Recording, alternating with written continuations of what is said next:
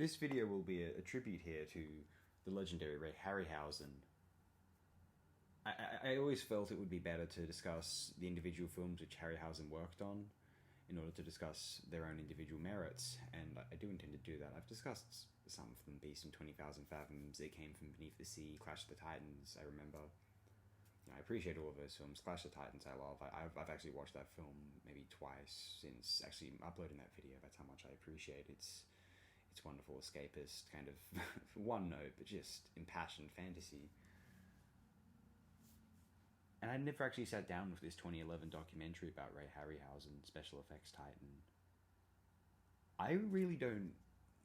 Well, I intended to discuss this documentary and use it as a catapult for my own Ray Harryhausen discussion/tribute, but I don't think one is necessary for me. What do I know? I was watching these films in the 21st century. I didn't really grow up with them in the same way that some of those legendary filmmakers who were also formative on me grew up with them. I mean, Peter Jackson, James Cameron, to name George Lucas, all the VFX artists who worked on Star Wars, Dennis Miller and Phil Tippett on Jurassic Park and many projects since then.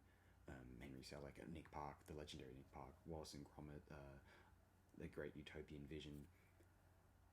I think that I don't need to submit a tribute and / discussion on Harryhausen because this documentary is so perfect at that to try and add more so would be hubris. So I ought to just sit here and implore, well, thoroughly recommend, if one is so inclined, check out Ray Harryhausen's special effects titan from 2011. I couldn't have imagined a superior homage / tribute to Harryhausen. They go through each of the films he worked on. Everyone is... James Cameron is interviewed. Obviously, I've mentioned Peter Jackson, John Landis, Tim Burton. Everyone, actors from the films.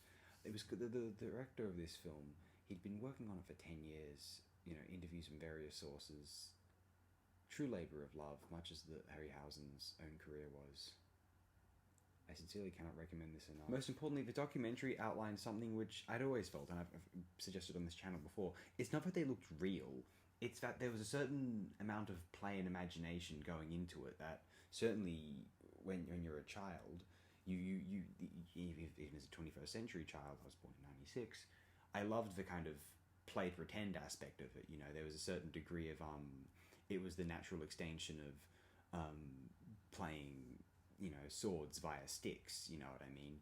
There was something, you accepted it and you loved it, and it was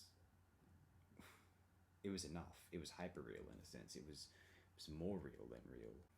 Baudrillard seems to suggest that about the simulacrum, right? One of the things that makes me most happy about existence is the fact that Ray Harryhausen lived and created the work that he did.